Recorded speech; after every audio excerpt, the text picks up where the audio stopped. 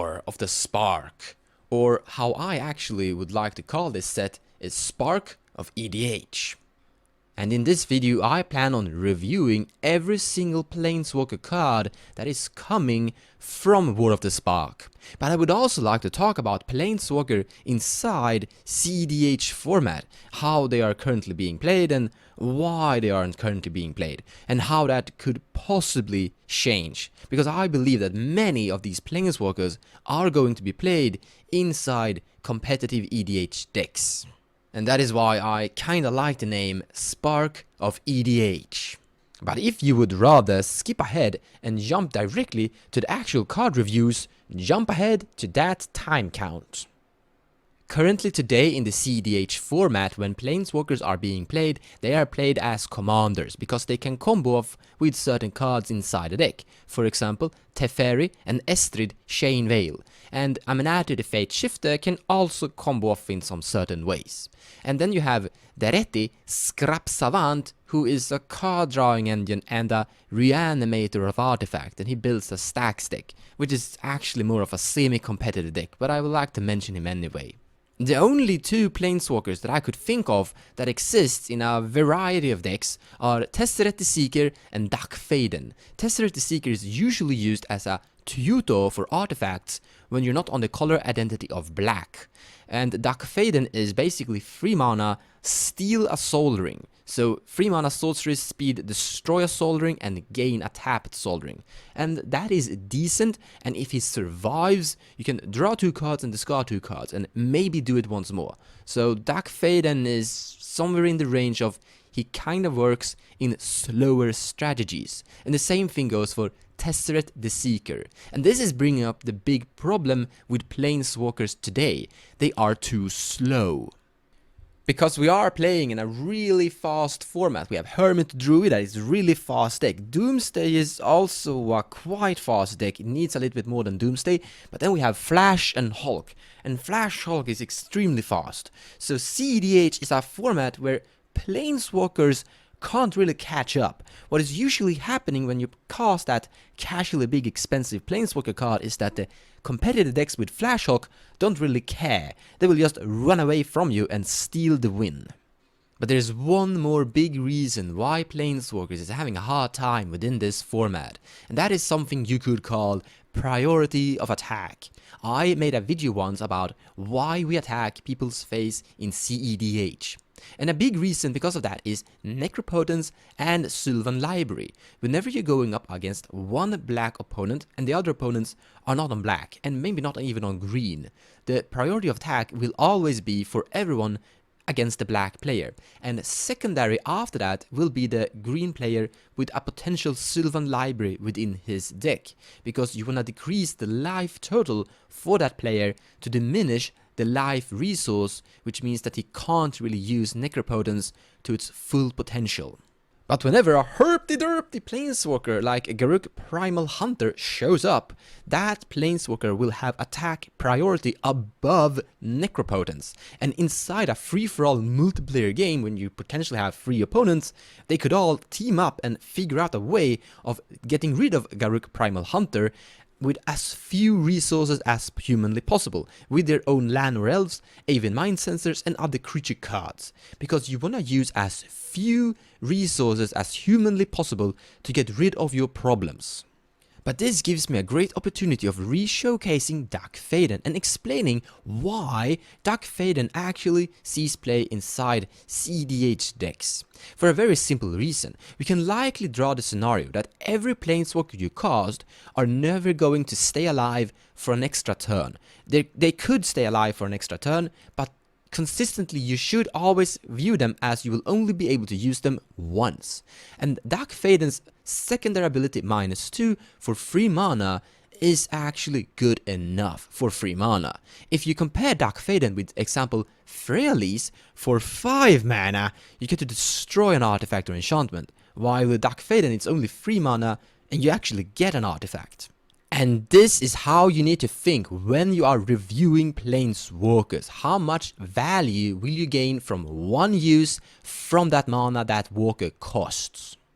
And if you believe that you will be able to keep your walker for another turn, then take a look at these two commanders. Nayela the Blade Blossom and Tumna the Weaver really brought combat into this format. But this is where Spark of EDH, I really like the name Spark of EDH, sorry, is having a great impact. And I really believe that Wizard of the Coast truly nailed it and made walkers the way they needed to be functional and valid within this format. Let's look at Aven Mind Sensor, a great hate bear, probably the best hate bear within this format, and compare it to Ashok Dream Render. Both of them are shutting down and hating on search for our opponents. And searching and tutoring is the way that our decks are combo consistent. We are using tutors to find our combo pieces, and if you shut that down, they enter top decking mode. Now, I guess Ashok is something you could call a hate walker. It is a planeswalker with an hate ability, a stacks ability, and this is where it's going to be functional and valid for competitive EDH, because this is a good ability that will stick around as long as you get to keep your planeswalker. However, planeswalker is definitely easier to get rid of compared to creatures. You can simply attack into it and kill it with your Aven Mind Sensor, and then it's gone. And I truly don't believe that we're going to see a Super Friends cEDH deck, because walkers is actually really tricky to keep alive. And there are casual Super Friends deck, and I think that they will agree with me that it is tricky to make sure that your walkers stay alive. You need blockers in the way to prevent their incoming attacks. But who knows, maybe the metagame will change drastically, and maybe we will see a lot more creatures, blockers, to fix this. In any case, let's start looking and reviewing all the 37 planeswalkers from War of the Spark, or Spark of EDH. Let's begin with green, my favorite color, and let's start with the expensive cards going downwards. So first up we have Arlinn, Voice of the Pack, that will give all werewolves and wolves a +1/+1 counter that enters the battlefield, and she will also summon 2/2 green wolves that she will give a +1/+1 counter to. And if you wanna summon tokens, there are way better cards that will do this at an extremely lower CMC cost. 6 mana is totally too expensive. This is nowhere near cEDH viable. And then we have Nissa, who shakes the world. Her first passive ability will make every forest that you control tap for 1 additional green mana. However, you don't really need that much mana. Her secondary ability will make your lands into creatures, free with vigilance and haste, and her ultimate, which you will probably never reach, will put every forest from your deck into play, and now all lands are indestructible. That is cute, and from now on you will never draw land from your deck. However, I don't think you ever reach this ulti, and for 5 mana to gain this passive ability, which is the only good ability on this card by the way, I don't think that's good enough. This is strictly not good. Yango Wildcrafter has a cute passive ability that will make every creature you control with a +1/+1 counter tap for whatever mana you want, and he could minus to give a creature a +1/+1 counter. He's a 3 mana creature. I don't think this is that good. There aren't really an archetype in the cEDH with +1/+1 counter. If you want to build a backup beatdown plan with some ramp into it, then this is something to consider. Still, I don't think this is actually that strong. I definitely think there are better alternatives than this planeswalker. Vivien, Champion of the Wilds, have a passive ability that will let you cast creature spells in instant speed. Her +1 will give 1 creature vigilance and reach. Yeah, that's cute. Her -2 will let you look at the top 3 cards of your deck, exile 1 of them, face down, you may look at that card anytime, and if it is a creature card, you may cast it. Now, there are no really cEDH decks out there that have enough creature ratio inside their deck to make sure that Vivien Reid will continuously always successfully nail at least 1 creature of the top 3. Therefore, there is a huge chance that this will simply just fizzle and not draw you anything, and that's bad. My second concern about this planeswalker card is that if you would ever build a deck that would have this high creature ratio, I honestly think that there are better alternatives for that deck than this planeswalker. Blue, and let's begin with Jace, Wielder of Mysteries, 3 blue mana and 1 generic, and he has the same ability as Laboratory Maniac. If you would deck yourself and then draw a card, you would win the game instead of losing the game. However, this is 4 mana instead of 3 mana, and it's 3 blue mana, which is a quite big problem.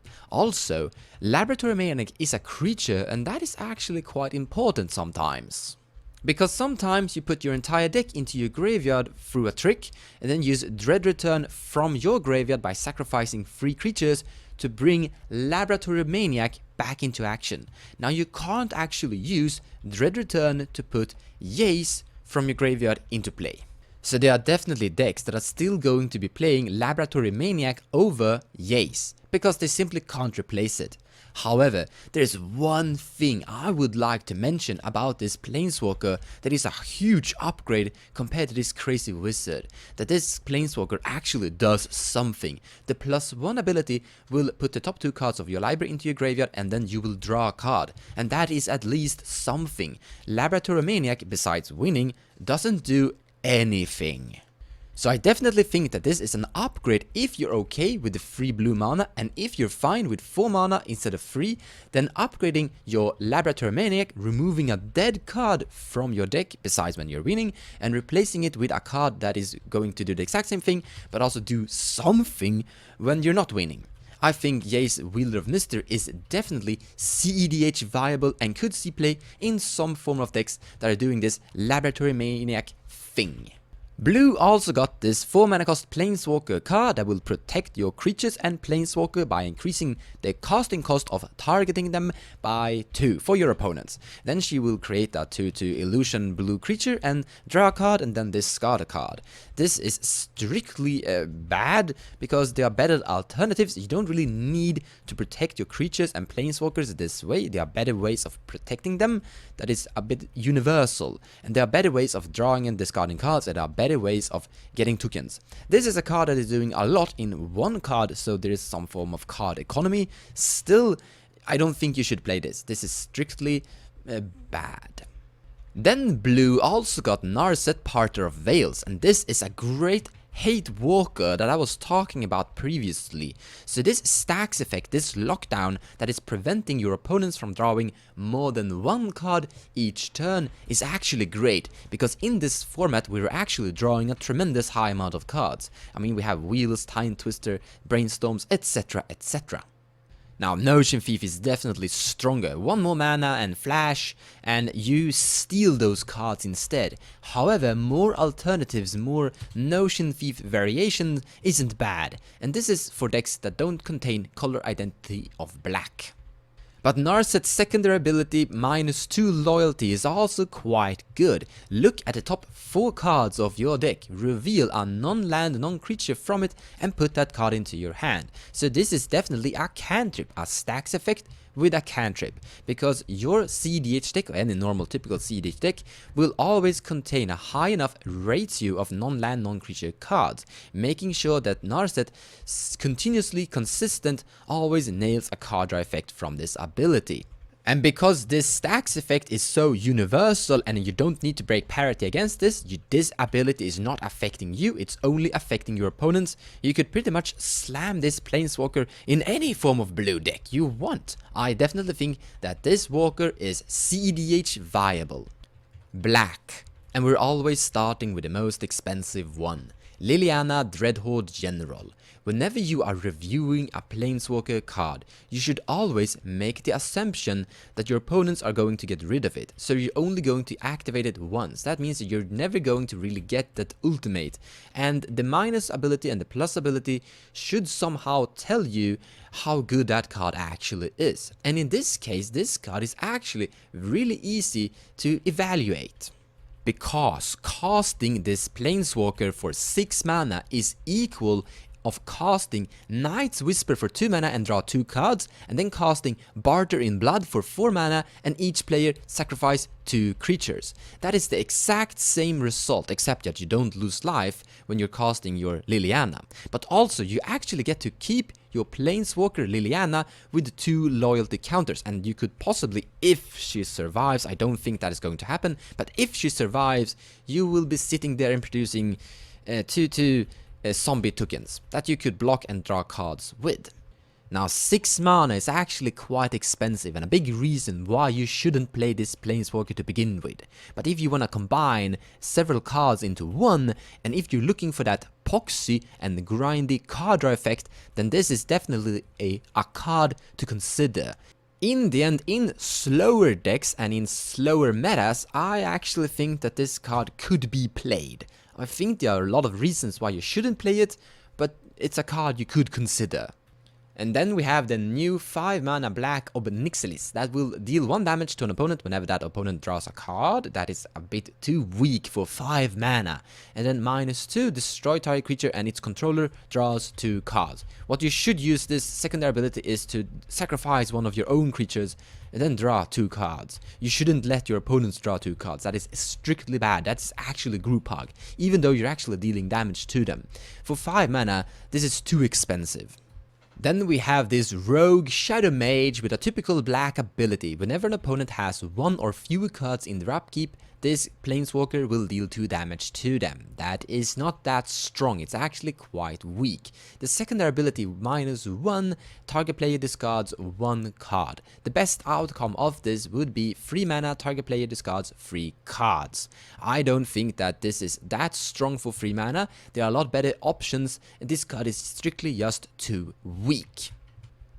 It's time for white. They got this 4 mana cost, the Wanderer, really mysterious. So the first ability is preventing all non-combat damage to you and permanents you control, except this is not protecting the Wanderer itself. So if an opponent has infinite damage with, let's say, Walking Ballista, the Ballista will first kill the Wanderer, and when the Wanderer is gone, it's free to deal damage to you, so you will die from infinite damage from Walking Ballista anyway. The secondary ability is -2, exile a creature with power 4 or greater. So in the best outcome, if you pay 4 mana for this to exile a creature and then you lose the Wanderer, then I don't think this card is that good. 4 mana is too much for these weak abilities. The other white planeswalker card is 3 mana, you have hexproof and you will create a 0/3 defender. This is absolutely unplayable, you don't need hexproof. Hexproof does not protect you in any form of way. The same thing will happen, you will deal infinite damage to this planeswalker with Walking Ballista, and then suddenly you don't have hexproof anymore, and you don't need 0/3 defenders at all. Unplayable. And then we have Gideon, and this is most likely the last Gideon we will ever see, unless it's a colorless ghost planeswalker Gideon, because he just sacrificed his own life to rescue Liliana. That's romantic. Now this is basically a 4/4 creature with indestructible and prevent all damage to it for 3 mana. It can't block because it's only a creature during your turn. You can make one of your other creatures indestructible and that is cute, but in the end this is completely unnecessary. You don't need this kind of stuff in a cEDH deck. Red. Let's begin with Sarkhan the Masterless at 5 mana. So this planeswalker is synergizing with the Dragon Tribal and Super Friends. If you have enough dragons, your opponent's creatures can't attack you. So that is some form of protection, but that kind of stuff isn't really necessary. There are a bunch of decks that is actually attacking, but they could basically attack other players. And you don't really need to be good against a few decks, you wanna be good at the general population of all decks. So that first passive ability is quite unnecessary. Then Super Friends is not a thing, turning all your planeswalkers into dragons, I don't think that is quite good. And then producing tokens, I don't think that is good either. I don't think Super Friends is ever going to be a thing in cEDH, and I don't think that Dragon Tribal is ever going to be a thing in cEDH. So in the end, I don't think that this card is good at all. 5 mana for nothing is unplayable. And then we have this 5 mana cost planeswalker that will increase all red source of damage by 1. However, I think that 5 mana to gain this little tiny buff is too much, and the -2 that will deal 2 damage to anything, it will not increase to 3, it will be 2 damage exactly to anything, is not making it playable. 5 mana is just too much. Then we have this Chandra 4 mana cost red planeswalker. Her first passive ability is quite useless, because whenever a loyalty counter is removed from Chandra, she will deal damage to an opponent's face, and in a format with 40 life total, that isn't going to do much. Her +1 ability is pretty much a form of card drawing ability. However, you can't really cast her, spend 4 mana, and then hope to get something you could cast. There's a high chance that you will just exile the top card of your library the first time you use this ability. And her ultimate is something you probably will never reach, and however, there's actually a chance that your opponent will just let you reach that ulti, well, in some form of way. In the end, a card that will draw a card each turn for 4 mana is not that good. T-Belt! I actually think that the previous T-Belt was way stronger and actually more fun. Now this is definitely a hate walker, and your opponents can't gain life, and you will produce 1/1 tokens that will deal damage when they die. In the end, this hate effect is just too weak to see play. I don't think this card is good at all. The previous T-Belt is way better. I guess it's time for the multicolored planeswalkers, and let's begin at converted mana cost 6, Kaya. So this walker is making it possible for you to target stuff with hexproof. She's that kind of assassin, you can't hide from this girl. Then for -3 you will exile target creature. This is way too much mana for this kind of effect. There are better ways of getting rid of creatures, and you actually don't need to get past hexproof at all. And then we have Tesseret, Master of the Bridge for 6 mana. Now this walker actually has a bunch of okay abilities, but for 6 mana it doesn't back that up. The first passive ability that have affinity for artifacts, for creatures and planeswalker, is cute. You could smash in this walker and then cast some colorless creatures with only generic mana, artifact creatures, to gain blockers. But in the end, I don't think you should go for that. You will probably most just cast those creatures anyway for the normal mana cost. The only ability that is actually okay is the -3 to return an artifact from your graveyard to your hand, but there are way better ways of getting cards from your graveyard back to your hand than this. So in the end, this guy is just too much mana to be played. Then finally, it's time for Nicobola's Dragon God, and I really love this card. However, I don't think this is actually that good in cEDH, but still, I actually love this card. This might be my favorite Nicobola's Planeswalker. My favorite Planeswalker is, by the way, Nicobola's. I really like this evil dragon. Now, the first ability is unplayable because there are no Planeswalkers inside this game. However, you could use this as a trick that if a Planeswalker have an ulti that is lower than 4, then you could cast that Planeswalker and then cast Nicobolas, and you could immediately ulti that other Planeswalker because Nicobolas has more loyalty counters than that Planeswalker. However, there is no such Planeswalker that has an ulti on 4, so therefore that trick is impossible. However, instead of actually trying to use Nicobola's Dragon God to ulti another Planeswalker, I think it's way better to actually use Doubling Season to immediately ulti that Planeswalker. And Doubling Season and any ulti from a Planeswalker is just too casual, too much mana. And this will also be just too much mana to use Nicobola's first ability. It's cute, and it's good in Standard and Modern, and I love it, but it's not cEDH viable. Then we have this Dragon God's loyalty abilities. So the first ability +1 is actually too weak for 5 mana. That's the verdict.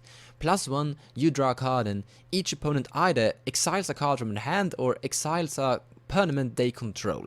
For 5 mana that is too much, because this walker should die before you get your second attempt to use it a secondary time. There are better ways of you getting pox effects than this.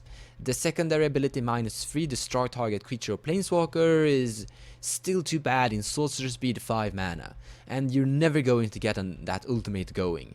The only way you could possibly get that ultimate going is Cyclonic Rift and then ulti. However, I don't think your opponents are gonna let you do that. And in this format, there's a lot of legendary commanders out there, so there will definitely be protection from your commanders against this. So in the end, Nicobola's Planeswalker is a great Planeswalker. I love how they designed this one, but it's not valid for cEDH. Ayanji, the Great-Hearted, for 4 mana, you will now give all your creatures Vigilance, and then you will immediately -2 to give all your creatures a +1/+1 counter, and all your Planeswalkers are loyalty counter. And all of that is just casual. There's no way in cEDH we're ever building an army. The only deck that is actually kinda building an army is Nagella, and I think Nagella has way better alternatives than this. Nahiri, Storm of Stone. I really like Nahiri actually, but I don't like this card at all. Minus X, deal X damage to target creature. This is basically 4 mana, sorcerer speed, deal 6 damage divided as you choose throughout the game. Not that strong, too much mana to do something against creature in sorcerer speed. Way better alternatives than this. Samut Tyrant Smasher will give all your creatures haste and will give a creature +2/+1 and then scry. It also gains haste again, which I think is a misprint. In the end, I don't think this card is good at all. It's a tiny useless buff and a cute scry. Haste is okay, but there are better ways of giving all your creatures haste than a planeswalker at 4 mana. Captain of Chaos. I actually really like the name Captain of Chaos. However, I think the name is wasted on this guy. He will give all your creatures menace and then you could minus him to amass. And amass is where you're building an army. You create a 0/0 token army, in this case a zombie army. I actually think that will make armies into a thing, and then we might see army of different creature types in the future, I don't know. In any case, this guy will now amass to that army. That's cute. In the end, this is too much mana for nothing. Then we have Sorin, which will basically give all your creatures lifelink, which is cute, but quite unnecessary. You don't really need to gain life in this format. He will deal damage to players and planeswalkers, and that is not that needed either. Then he can reanimate, and that is actually usable. However, there are way better ways of reanimating small, tiny CMC creatures than this guy. So in the end, I don't think this guy has anything to offer for this format. Tamio, Collector of Tales, has a passive ability that is protecting you against discard and sacrifice. You don't really need to protect yourself against that, that is too narrow. Her +1 ability will function great in smaller deck size where you have a lot of cards with the same name. In a 100 card deck, when you're only allowed to play 1 copy of each card name, that ability is impossible to play. So in the end, just by that, this is not a card you should see in any EDH deck, not even casual decks. Vraska Swarm Eminence is synergizing with Death Touch, and there's no Death Touch creatures in cEDH, and I don't think we're going to see a Death Touch tribal either. And the ability to produce a 1/1 token is way weak. There are way better ways of producing tokens, and this is not valid at all.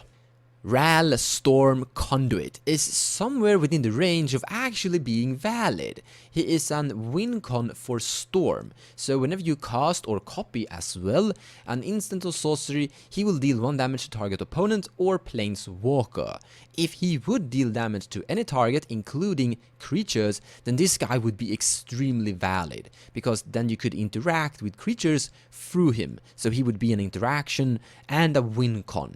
His +2 ability is Scry, and his -2 is making sure that you will copy your next spell. So he is a card draw effect. You could cast him -2 and then cast a Ponder. And then you would cast 2 Ponders and you would deal 2 damage to target opponent or 2 damage to target creature.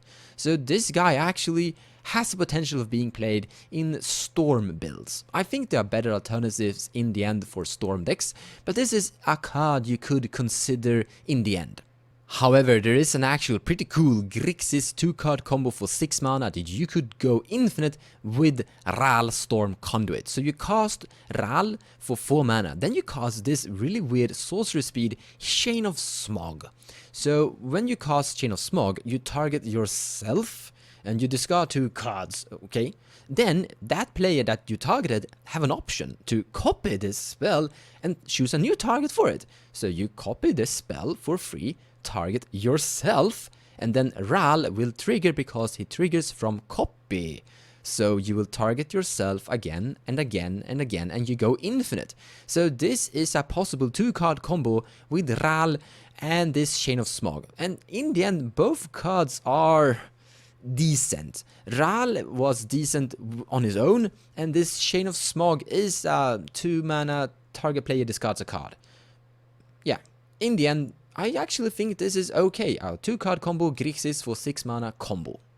Domri, Anarch of Bolas, is actually quite easy to review and evaluate. So for 3 mana, you could -2 immediately and pit fight. Make one creature you control fight another creature you don't control. Is that good? Because most likely Domri will die afterwards by your opponent's creatures in some way. And I don't think that is good at all. And because of that, I don't think Domri is actually that good at all. But there is a commander that I actually think could utilize all 3 abilities. Nayela the Blade Blossom is a commander that is overproducing 1/1 creature white warrior tokens, and the Domri's first ability, give all creatures you control +1 attack, is helping you with that Nayela beats. And the Blade Blossom commander is also trying to go infinite combat steps with Darevi Imperial Tacticianer, and Domri's secondary ability +1, add a green mana to your mana pool, and creature spells can't be countered this turn, will protect you against counter spells when you're casting your Darevi Imperial Tacticianer. Also, the combination of Domri's first ability +1 to all your creatures and the pit fight ability will make sure that your token becomes a 2/1 and can now pit fight and kill Tymna that is a 2/2. And also, Nayela will become a 4/2 that could now fight and survive Sur the Enchanter. So in the end, I think and view Domri as a multi-purpose function card that I am going to be playtesting inside my Nayela builds and just see how he performs. I actually think that this is actually something for cEDH.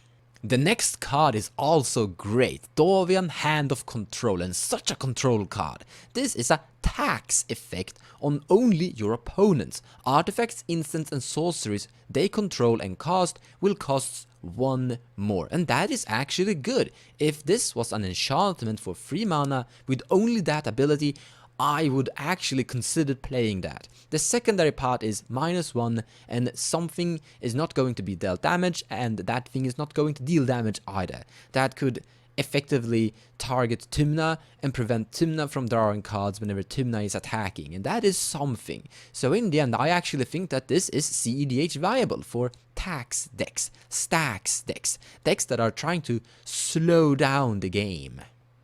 And then again, we have the Hate Walker example that we did showcase a little bit previous in this video. So this is preventing your opponents from searching their libraries, and then a secondary ability is exiling all graveyards from the game, and then also removing the top 4 cards of one opponent's library from the game. Now milling is not a thing in cEDH, but removing graveyards from the game in sorcery speed is definitely a multi-purpose effect to the first ability, and the first ability is great.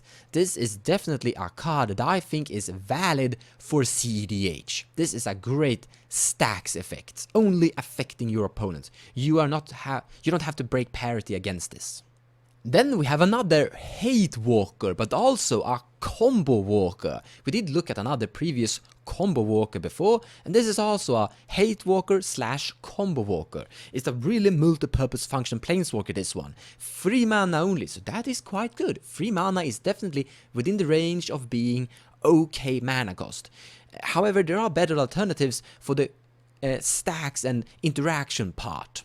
Both Grand Abolisher and Teferi will protect you against your opponents when you are trying to combo off during your turn against your opponent's counterspells. Now, Grand Abolisher will also protect you against activations from your opponent's creatures, and Grand Abolisher is less mana, so in this case Grand Abolisher is better, but Teferi is giving you more options of other alternatives this multi-purpose function Planeswalker could do.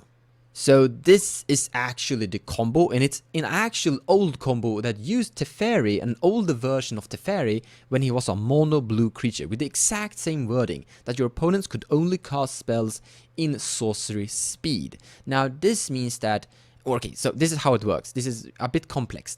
So with Knowledge Pool, when a player casts a spell, he will exile that spell and then cast another spell that is exiled already with Knowledge Pool without paying its mana cost. However, here comes the problem. Whenever you cast a spell, there will be a trigger that will put something on the stack. And putting something on the stack is actually happening in instant speed. And Teferi is preventing things from happening in instant speed. And therefore, Teferi is making it impossible for your opponents to cast spells as long as Knowledge Pool is in play, locking down the game for your opponents to do anything. Now, if you want detailed information on how this actually works, ask a judge. And then his secondary loyalty abilities takes him further. His +1. You may cast sorcery spells as though they had flash. That means that you could +1 past turn and then cast a creature spell during an opponent's end step. Great. But we're still not done. -3. Return up to 1 target artifact, creature or enchantment to its owner's hand and then draw a card. This is cantrip effect. He will actually even survive because he comes into play with 4 loyalty and he will have 1 loyalty remaining. So this is interaction, combo, card draw and flash instant speed utility all in one. A lot of effects and abilities on a free cost card planeswalker. I love this. I actually think that this is cEDH viable for decks that are looking for a lot of multi-purpose effects. So we had a lot of good stuff planeswalker going for us there. Now we're back to trash. This is the new Kiora. So for 3 mana you get a planeswalker that will draw a card whenever a creature with power 4 or greater comes into play, and then -1 untap target permanent. A card draw effect, but this is a weak card draw effect. In cEDH we're looking for better card draw effects than this. 3 mana to draw a card whenever a creature with power 4 or greater comes into play is just too weak. And the ability to transform toughness into the attacking power is also just a casual effect. And then we have the new Sahili, which I also think is just too weak. You will create a 1/1 artifact whenever you cast a non-creature spell. And then -2, you can transform any artifact into any other creature or artifact. In the end, this is only cute and too weak. And that was the last multicolored planeswalker. We have only 2 planeswalker remaining, the colorless one. Let's start with Ugin. So Ugin's first passive static ability is your colorless spells costs 2 less to cast. And that is actually good for a very specific commander. Joyra is using cost reduction cards like Ethereum Sculptor or Hurler of Kozilek to reduce the casting cost of artifact spells, because artifact spells are colorless. And she could also use Ugin to reduce the casting cost of artifact spells by 2, which would make some of those artifact spells be free to cast. And then just cast an artifact spell, draw a card, cast an artifact spell, draw a card, and storm off that way. However, this walker actually costs 6 mana, and that is definitely something you should consider if you're thinking about including it. So this is not something for Joyra Cheerios. However, for Joyra Stacks, this could actually function, because Stacks is taking that game a little bit longer, and you could reach that 6 mana. And this is definitely a card that would make your deck more resilient, because this card actually has a card draw effect on it. You will manifest the top card of your deck, and then you can pay the mana for that card to flip it and cast it. Even though it's an instant or sorcery, you can cast it through Ugin. And then Ugin can destroy 1 or more colored permanents, and that is also okay. So there's a lot of possibilities from this card for Joyra. And I saved the best one for last, Khan the Great Creator. This is a walker, a hate walker, a great hate walker that could exist in a lot of varieties of decks, because this is putting a stacks effect on all of your opponents without the need for you to break parity, because this is only affecting your opponents. Your opponents can't activate artifacts abilities. That means that Sol Rings won't tap for mana. I also think it's quite possible to use his -2 ability into a card drawing ability for a simple trick. Cast Mishra's Bubble, crack it and draw a card at the beginning of the next upkeep. Then use Grim Lavamancer and exile Mishra's Bubble and a fetch land. Then use Khan's ability -2 and return Mishra's Bubble from your exile back to your hand and then recast it for more card draw. So here's a simple trick that you could use Khan for to gain card draw effects from it.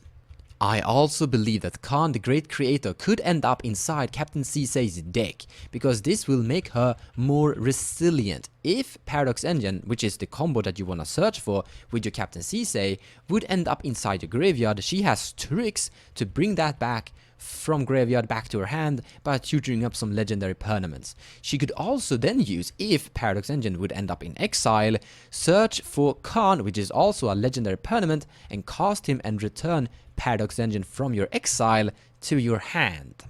So in the end, I definitely think that this Khan planeswalker could end up in a lot of varieties of different decks. 4 mana is quite expensive and something to think about, but in the end the effects are great. That card draw potential is something you could achieve, and the tax effect on your opponent's artifacts is actually great. Alright, that was it. That was all the 37 Planeswalker cards from War of the Spark. Now there were a bunch of Planeswalkers that were actually cEDH viable and something you could consider for your cEDH deck. In the end, most of the cards were actually junk, but then again, they are good for other formats. And that is pretty much it for this review. I hope it brought you something. Take care everyone, and I'll see you next time.